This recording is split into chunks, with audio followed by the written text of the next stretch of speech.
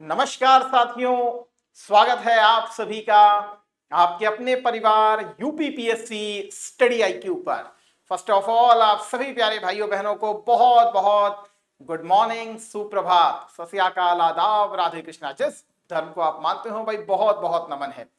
चलिए आज के सेशन को आप सभी भाई बंधुओं के साथ स्टार्ट करते हैं कुछ बेहतरीन क्वेश्चंस के साथ। तो let's begin with my today's session that is very very important for your prelims examination। चलिए स्टार्ट करते हैं आज के सेशन को।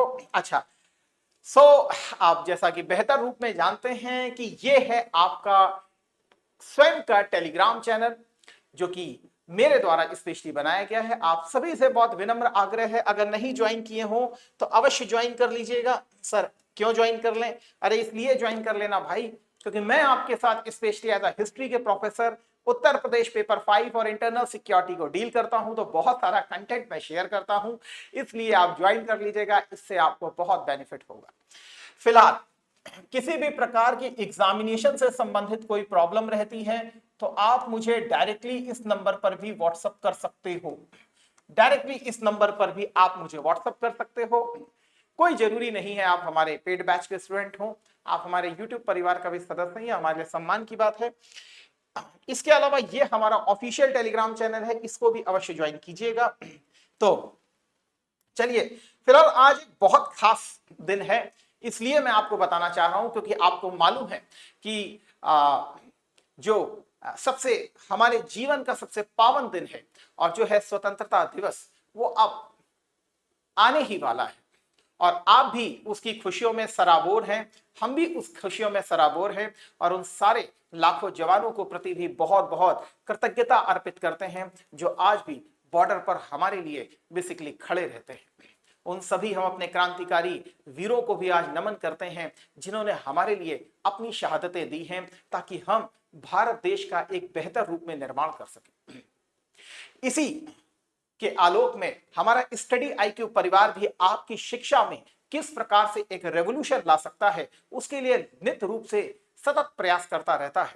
लेकिन जब भी बात होती है फ्रीडम की, हमारे इंडिपेंडेंस डे की, तब उसको लेकर के स्टडी आईक्यू परिवार भी वास्तव में बहुत बड़ी रेवोल्यूशन को क्रिएट करने के लिए अभी तक का सबसे बड़ा डिस्काउंट आप सभी भाई बहनों के लिए लेकर के आता है, जो कि यूपीपीसीएस की तैयारी करना चाहते हैं, ताकि अफोर्डेबिलिटी भी रहे और क्वालिटी भी आपको पूरी तरीके से प्राप्त होती रहे।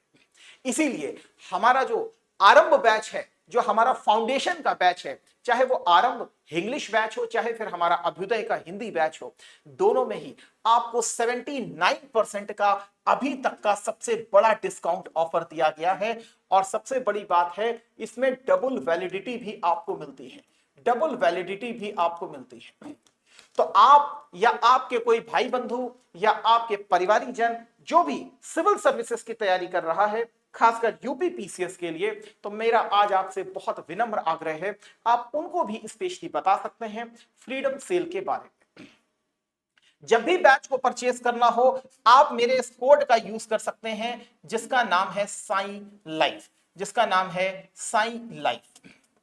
या आप मुझे मेरे नंबर पर भी डायरेक्टली कनेक्ट कर सकते हैं, व्हाट्सएप कर सकते हैं, ये मेरा नंबर है, आप मुझे डायरेक्टली इस नंबर पर भी कनेक्ट कर सकते हैं। चलिए आज के सेशन को स्टार्ट करते हैं। आज फ्रीडम सेल स्टार्ट हुई है, इसीलिए आपको मुझे आज ये पहले दिखाना पड़ा। चलिए फटाफट बताइए भाई, क्रोनोलॉजी में इसको अरेंज करने का प्रयास कीजिए।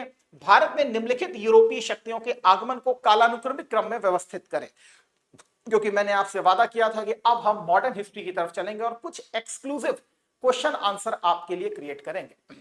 तो बताइए, यहां पर आगमन के बारे में पूछ रहा है, ना कि आपसे यह पूछ रहा है कि कौन सी कंपनी पहले स्थापित हुई है। तो आशा करते हैं आपने इसको बता दिया होगा। भारत में आगमन को पूछ रहा है तो आप जानते हैं पुर्तगाली सबसे पहले आए थे मई 1498, 20 मई। उसके बाद जो थे डच पावर आई थी 1605 में। कहां पर आई थी? मसूलीपट्टनम वाले इलाके में आई थी। इसके बाद फिर आपको मालूम है अंग्रेज आए थे 1608 में। विलियम कैप्टन हॉकिंस जो है वो सूरत कोस्ट पे उतरा था और 1609 में वो जहांगीर के कोर्ट में पहुंचा भी था, राजा जेम्स फर्स्ट के राजदूत के रूप में अकबर के प्रति एक लेटर लेकर के। इसी प्रकार फ्रांसीसी जो है 1668 में फिर सबसे पहले जो आए थे वो सूरत पे आए थे और फ्रांसिस कैरन के द्वारा यहीं पर अपनी कंपनी को स्थापित भी किया गया था।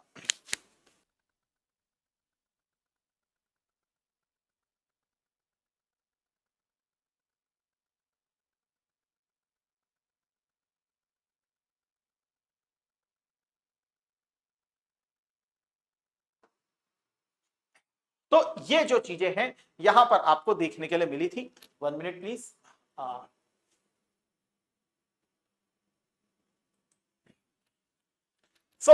आपको मालूम है तो अब यहां पे हम देख लेते हैं। सबसे पहले आ जाएगा 3, फिर उसके बाद आ जाएगा हमारा 1, फिर आ जाएगा हमारा 2, फिर आएगा हमारा 4। तो B is your right answer. Next question की तरफ चलते हैं आपसे।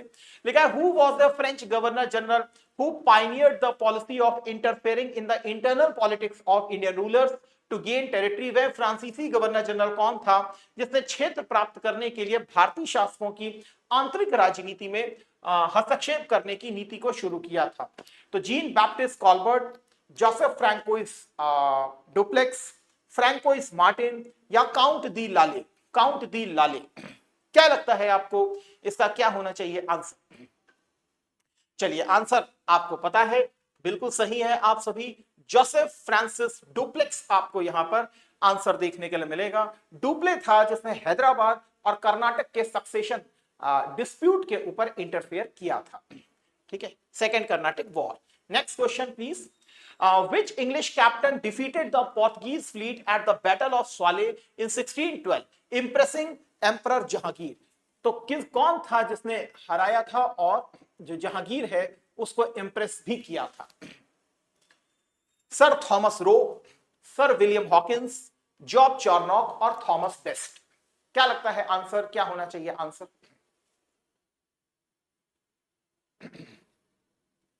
बिल्कुल बिल्कुल ठीक है आप सभी। दैट इज थॉमस बेस्ट ने अपनी बेस्ट परफॉर्मेंस दी थी। इसके साथ कैप्टन मिडल्टन भी था। कौन था? कैप्टन मिडल्टन भी हुआ करता था और कैप्टन मिडल्टन ने भी क्या कहते हैं इसमें पार्टिसिपेट किया था और फाइनली डिफीट किया गया था किसको? पुर्तगालियों की बेड़े को। Next question please. बताइएगा पुर्तगालियों द्वारा शुरू की गई कार्टेज प्रणाली, कार्टेज सिस्टम के बारे में लिखा है।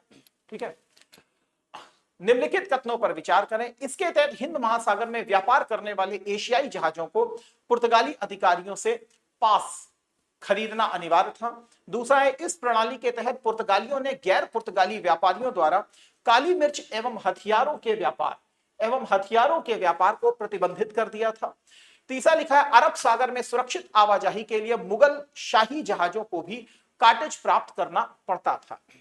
तो क्या लगता है 1 और 2, केवल 2 और 3, केवल 1 और 3 या 1, 2 और 3?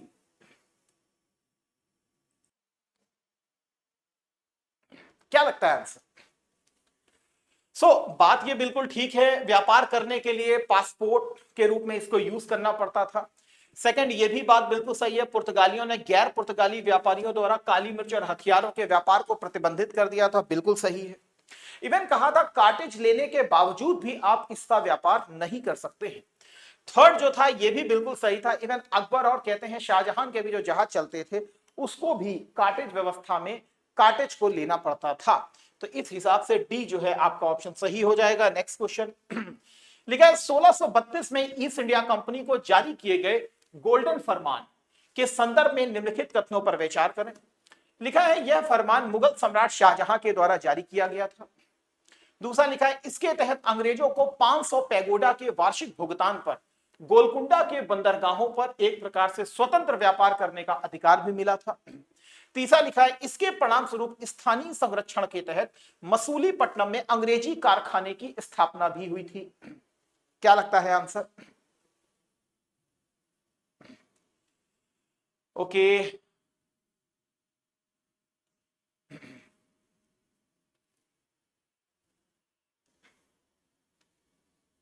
देखिए एक चीज है, सीधी सी बात को समझिएगा कि देखिए ये बात तो बिल्कुल सही नहीं लिखी है कि ये सम्राट शाहजहां के द्वारा जारी किया गया था, तो ये तो बिल्कुल ही गलत है। इस आधार पर अगर मैं इसको काटूं ये तो कट जाएगा, 2 और 3 यहां पर हमारे लिए फंस जाएंगे। लिखा है इसके तहत अंग्रेजों को 500 पैगोडा के वार्षिक भुगतान पर गोलकुंडा के बंदरगाहों पर स्वतंत्र व्यापार का अधिकार मिला था। पैगोडा कैसी कॉइन होता है? ये एक प्रकार की गोल्ड कॉइन है, ये एक प्रकार का गोल्ड कॉइन। लिखा है इसके परिणाम स्वरूप स्थानीय संरक्षण के तहत मसूलीपट्टनम में अंग्रेजी कारखाने की स्थापना हुई थी। यह भी बात एक प्रकार से सही है कि अंग्रेजी कारखाने की स्थापना हुई थी। अब इसको आयोग भी दो प्रकार से इंटरप्रेट कर सकता है कि ये इसको गोल्डन फरमान के नाम से भी हम लोग जानते हैं, ये गोल्डन फरमान भी है, लेकिन ऑप्शन में यह दिया गया है इसके परिणाम स्वरूप स्थानीय संरक्षण के तहत मसूलीपट्टनम में अंग्रेजी कारखाने की स्थापना हुई थी। देखिए अंग्रेजी कारखाने की स्थापना तो पहले भी हो चुकी है। 1611 में टेम्परेरी फैक्ट्री इनकी यहां पर बनी थी मसूलीपट्टनम में, और 1616 में अगर आप देखेंगे तो वही परमानेंट फैक्ट्री हो गई थी मसूलीपट्टनम। बाद में थोड़ा सा डिस्प्यूट हुआ था, इसी के परिणाम स्वरूप फिर 1632 में गोल्डन फरमान को जारी करवाया गया था। मेरे हिसाब से इसको हमको सी के ऑप्शन में लेना चाहिए, 2 और 3। बहुत ज्यादा अगर प्रिसाइज के ऊपर चला गया तो सेकंड के ऊपर जा सकता है, अदरवाइज मुझे 2 और 3 जो है ऑप्शन बिल्कुल अप्रोप्रिएट लग रहा है। जैसा आयोग का नेचर है हमारे, वो थोड़ा सा जनरलाइज आंसर को पकड़ लेता है, इस लिहाज से मुझे ये 3 लग रहा है। नेक्स्ट, भारत में फ्रांसीसी governor general Joseph Francois Dupleix के संदर्भ में निम्नलिखित कथनों पर विचार करें। लिखा है वह क्षेत्रीय और राजनीतिक नियंत्रण प्राप्त करने के लिए भारतीय देशी राजाओं के आंतरिक उत्तराधिकार विवादों में हस्तक्षेप करने वाला पहला यूरोपीय शासक था।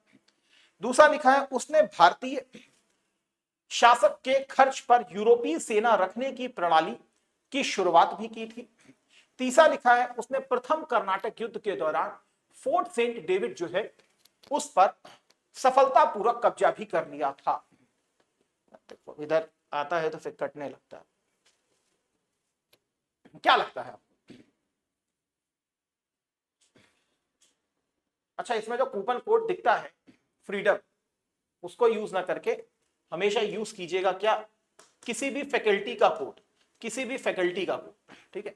उससे क्या होता है कि आपको मैक्सिमम डिस्काउंट मिलता है, एज अ पर्सनल मेंटरशिप भी उस फैकल्टी की प्राप्त होती है, दैट्स फाइन, ठीक है। तो साई लाइव लगाइए, चाहे इमरान लाइव लगाइए, चाहे योगी लाइव लगाइए, चाहे वीएल लाइव लगाइए, चाहे वीके लाइव लगाइए, वो आपकी श्रद्धा है, ठीक है। तो क्या लगता है भाई आंसर? प्रथम कर्नाटक युद्ध के दौरान फोर्ट सेंट डेविड पर सफलतापूर्वक कब्जा किया। देखिए यह तो बात बिल्कुल सही है कि क्षेत्रीय और राजनीतिक नियंत्रण प्राप्त करने के लिए भारतीय देशी राजाओं के आंतरिक उत्तराधिकार विवादों में हस्तक्षेप करने वाला वो पहला यूरोपीय शासक था, यह बात बिल्कुल सही है। दूसरा, उसने भारतीय शासकों के खर्च पर यूरोपीय सेना रखने की प्रणाली की शुरुआत की, यह बात बिल्कुल सही है। वेलेजली की सहायक संधि का एक प्रकार से अग्रदूत यही था। तीसरा, उसने प्रथम कर्नाटक युद्ध के दौरान फोर्ट सेंट डेविड पर सफलतापूर्वक कब्जा किया। ये वाला ऑप्शन गलत हो रहा है, आपका 1 और 2 जो है यहां पर मोस्ट एप्रोप्रिएट आंसर के रूप में आपको दिखाई पड़ेगा।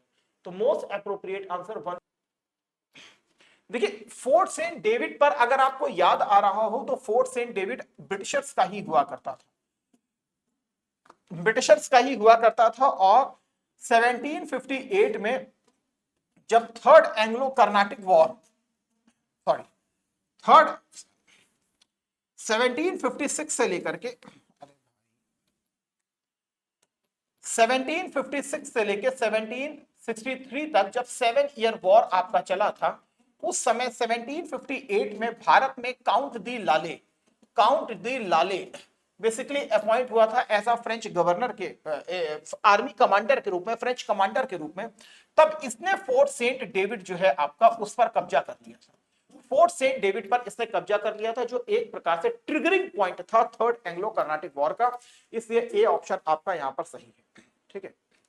तो आज का सेशन फिर मैं यहीं पर आपका समाप्त करता हूं।